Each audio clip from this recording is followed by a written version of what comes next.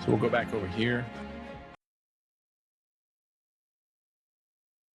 So we see some holes here too, like the green means not indexed really at all. And then this is the Spanish, and then rechargeable. We saw that rechargeable wasn't good for most sellers. Like not sure, not good, but the Spanish, right? So do you think rechargeable is here at all? Is it rechargeable? How do they charge it, right? So battery operated. So they're not rechargeable. So they are LED. 2 AA batteries not included. So imagine you need 2 AA batteries for every single one of these. So these are not rechargeable, which is why they're not indexing. So that tracks, right? They're not, these two guys are not rechargeable. Now, are these guys rechargeable? No. 2 AA batteries. All right, all of them have been tested strictly by home memory. So they are not rechargeable either, but they've managed to rank for rechargeable, which is very interesting. If you use rechargeable batteries, AA batteries, then they become rechargeable, right? So that's interesting. Now, let's take it to another level. We would look at the overview, and I'm looking at a few things. I'm going to look at, is this a trending product up? So I've hit a few check marks already. One is, do I have enough capital? We're going to pretend I have enough capital to launch this product because I think I do, right? Like, even though it's very fast moving, we can kind of get an idea. What I would do is look at like median niche revenue. If I go back over here, I think I can sell 3,000 units a month. I can beat these guys, right? And the way that I typically do that is like, I'll look at the keywords that they're ranked well for and not ranked well for, the routes that they're ranked well for and not ranked well for. And then I will like say, can I sell like at least, this many? And I think I can come in and probably sell 2,500 units a month. I'm going to probably need anywhere from, and you can see that the cheaper ones are the faster moving. This revenue is not a lot. I'm going to need somewhere in that 30 to 50,000 budget based on it. And I would have to go down and break down the different variations and how fast they move and do the math on a spreadsheet really quickly. But I'm going to, for the sake of the class, I'm going to say that I check off that I have enough capital to do this product. Okay. Then I'm going to look at the outliers or the overview. And, I want to see, is this market trending up or down? So here's my search volume. I've got a Google trend of 15. They're starting to trend again for some reason. And that trend over here in 2021 when everyone was like doing home decor. And then you've got Amazon search volume goes up here. And this is what we're talking about with some of the trend identifications. This is a very giftable product, it seems. People buy this in holidays. Maybe it's holiday decor too. Like it's a little bit of decor. So there's a spike before the main season. Maybe this is, so beginning of October, people are buying this because they use it to decorate for Halloween too, not just for Christmas. And then they're decorating here for the holidays, for Christmas, Hanukkah, whatever they're celebrating here. So you get both. And then here again, same exact thing. You got a little bit of a spike here going into Halloween and into the holidays. It was much more flat in 2024 than it was this double peak. And now we're here. So if we go into the deep dive, this is another tool here, deep dive. I can see sales data for my competitors, and then I can also see spikes here. So again, we've got Halloween decor. We've got, Q4 to Q4, whether it's decor or gifts, right? And then I've got some little spikes here. So I don't know if this is a Mother's Day gift here. So here's another spike in May. Was there another spike in May this year? Yeah. So July? Why July? So it's spiking in July every year as well. It's Mother's Day in July. That's so terrible. Can someone answer that really quickly? Is Mother's Day in when is Mother's Day? It's in May. So what's in July? Father's Day? 4th of July? Father's Day is in July? Is this a father's gift? Oh, Prime Day. Prime Day. There we go. Yeah, Father's Day is in June. So you get a Prime Day boost too. Okay. So it's, again, people are buying it because it's on sale for decor or for gifts in Prime Day.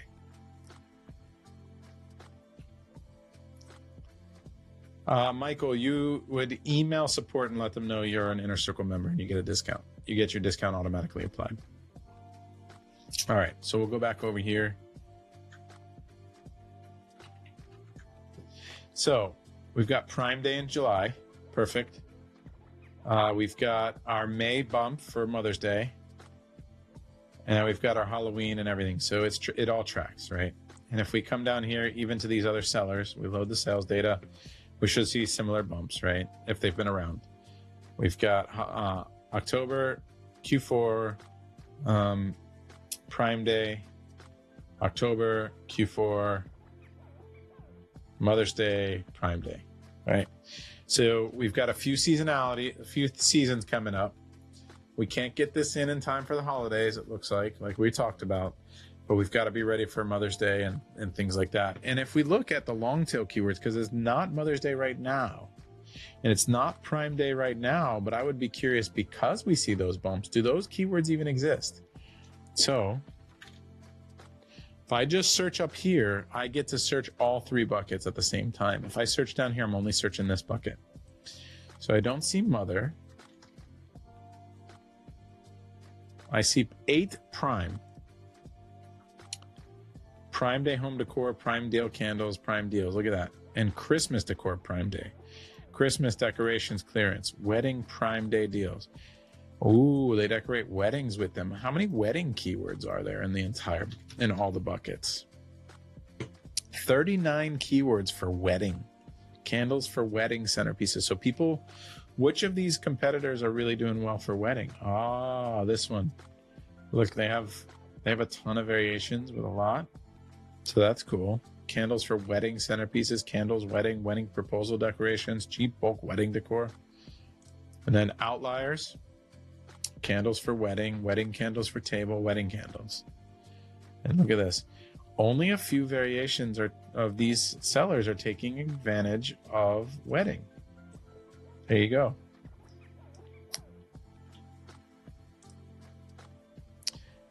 Pretty cool. Now, here's where we're going to make it a lot more scientific for the risk. Let's decide what the risk is. So we've got the product scorecard here.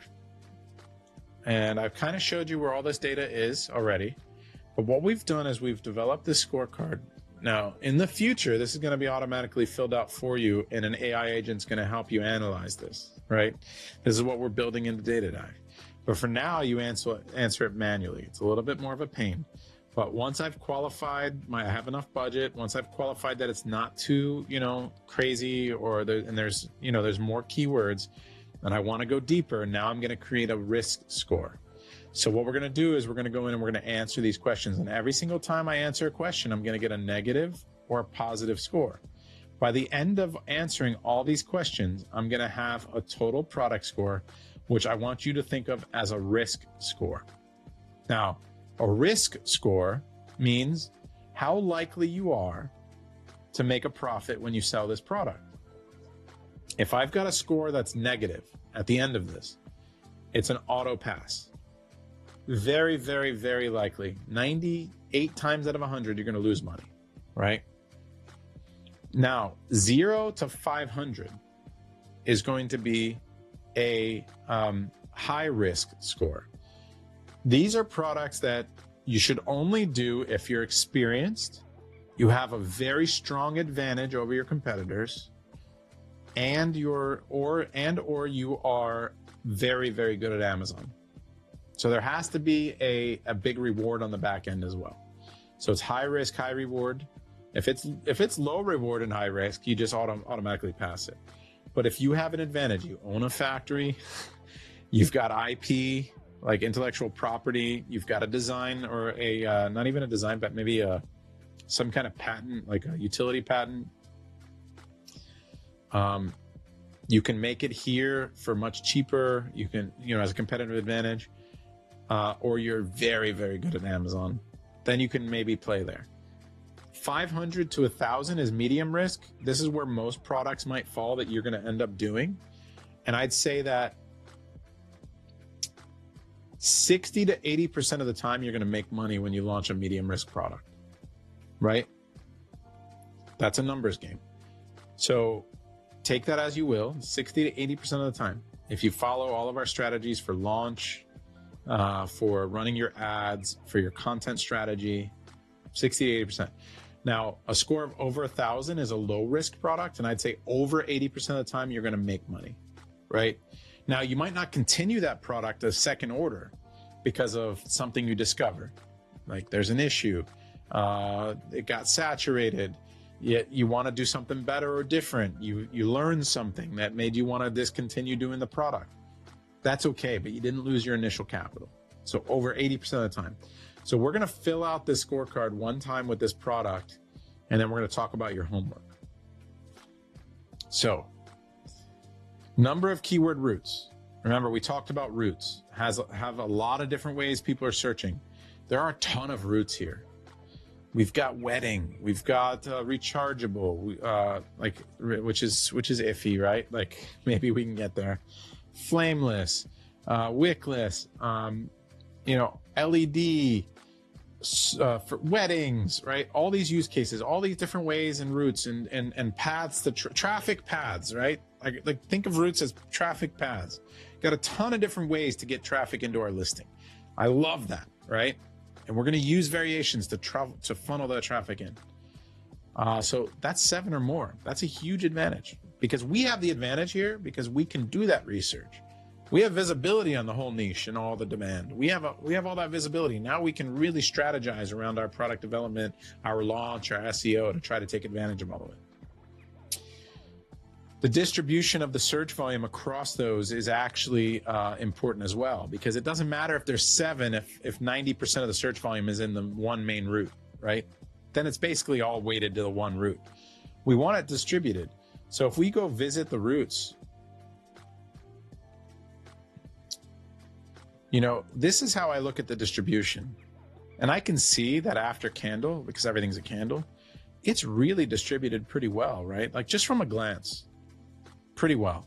But if I wanted to see it more visually, like if I really just wanted to break it down, I've got flameless candle. I'm going to only do the relevant routes. And a relevant route is something that you can search and your product would show up.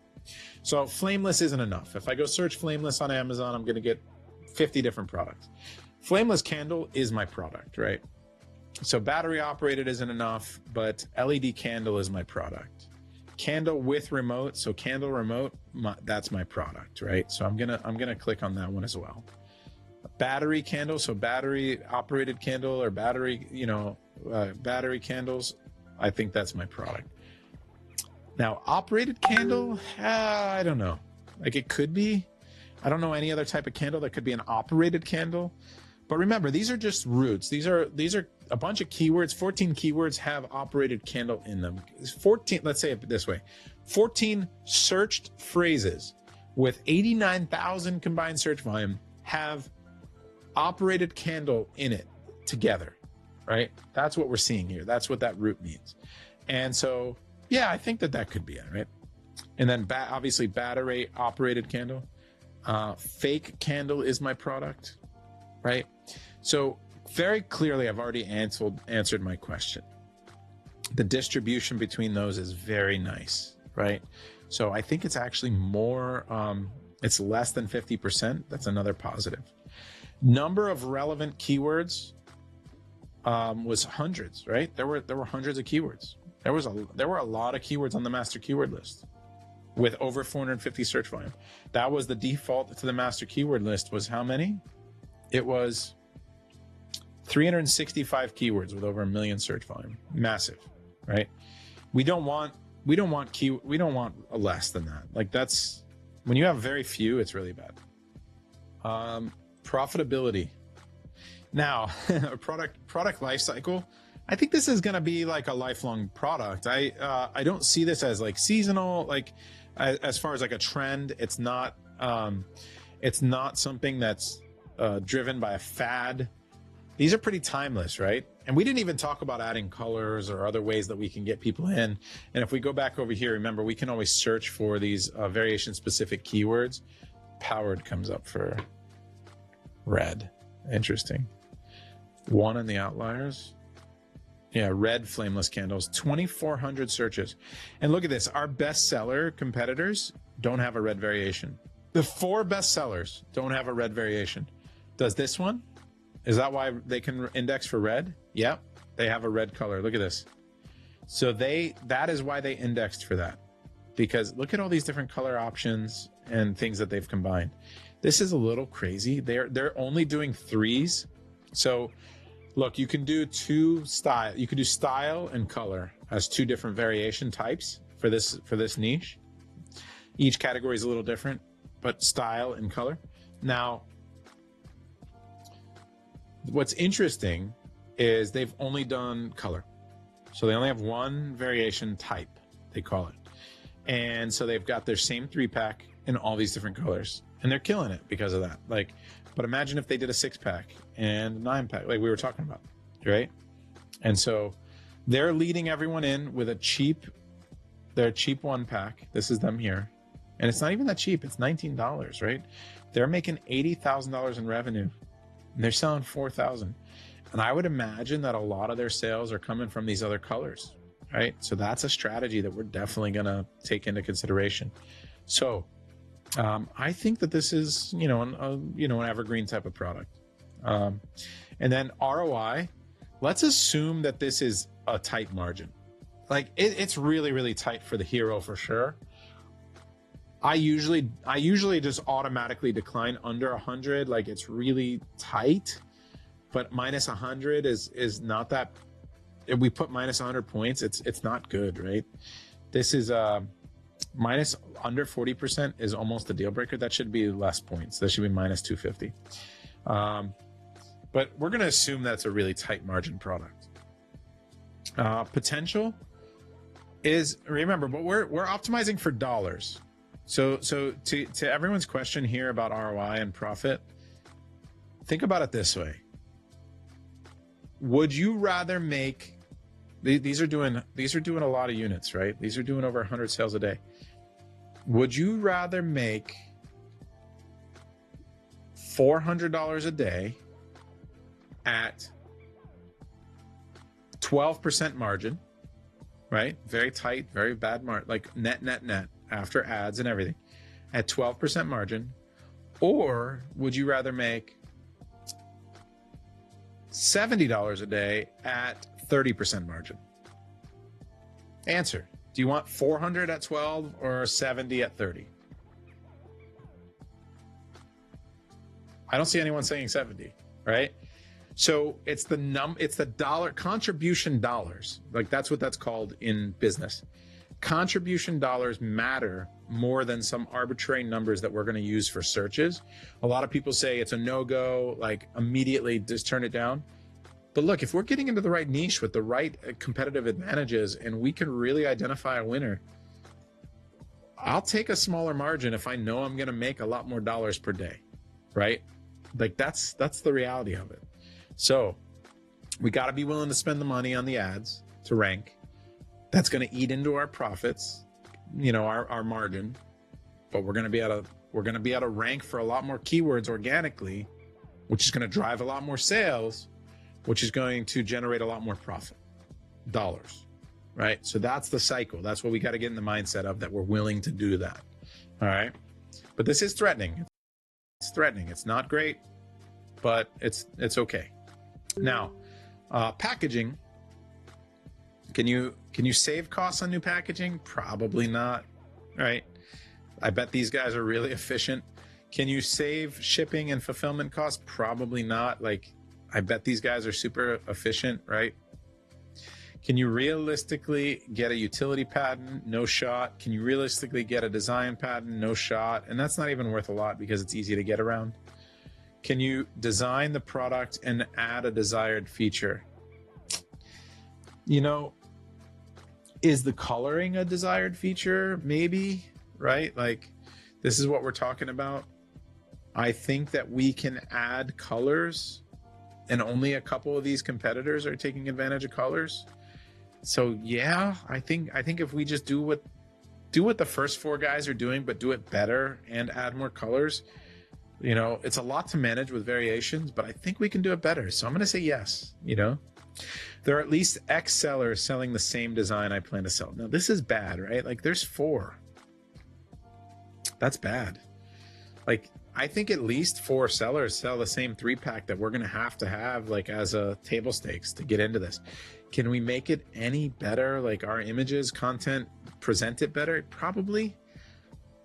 But it's not like there's not a lot of differentiation on this product. And that's what worried me at the beginning, right? Everyone's selling kind of the same 3-pack as a baseline. That's bad, right? That's bad for us. So that's a minus 250. That's a potential deal breaker right there. That's going to really hurt the score. Like you saw, without that, like we were doing great, but that's bad. I've tested my product design against the top 3 sellers. I have not tested it yet. Now, if you test it, like we're going to go through market testing in the next class, because we're going to get into design. We're going to do market testing. This can help a lot, right? You get a lot of the votes when you start to design a winning product, a winning design. That can be a big advantage, right? But we don't have that yet. And then let's look at competitiveness. So reviews, more than 7 of the top 10 have 1,000 reviews. Let's go look at reviews really quickly. So reviews are, there's ratings and review count.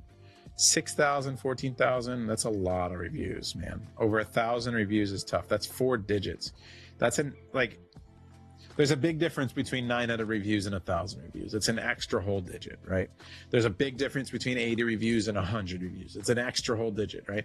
So this is what we kind of look at. And it's 1, 2, 3, 4. Almost everybody has at least 1,000 reviews. That's a big, big deal. So we're going to go back over here and we're going to click, they have more than 1,000 reviews. That's threatening. That's not great. That's tough. That's going to be tough to beat.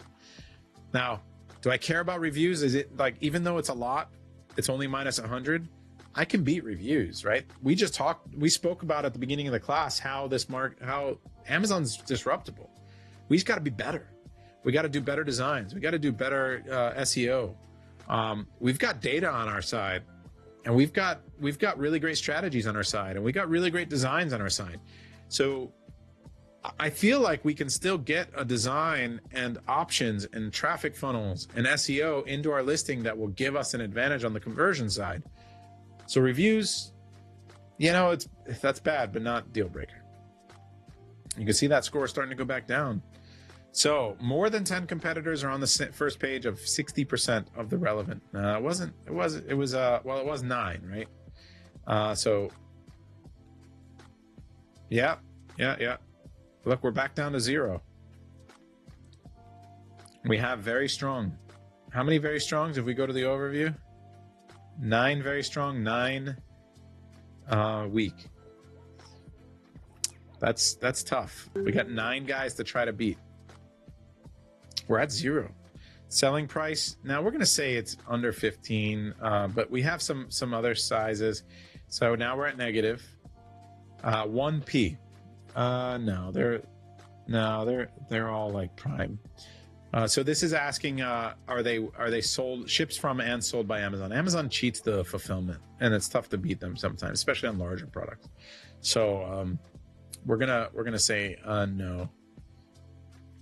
Visual content, and the way you check here is here on the master keyword list. Really quickly, you can see who fulfills it. If this says Amazon, it's 1p. It means they wholesale to Amazon and Amazon sells it. No one's 1p, but all of these sellers are Chinese. That's tough. Visual content, more than 5 of the top 10 competitors have great images. What do we consider great images? Let's go look. So we go to deep dive, and we're going to hit this button here that it says collapse all. Let's go look at these images. Now this is pretty subjective, right? It's a pretty good image. Yeah, this bestseller is doing some pretty good images. And they show all the different use cases.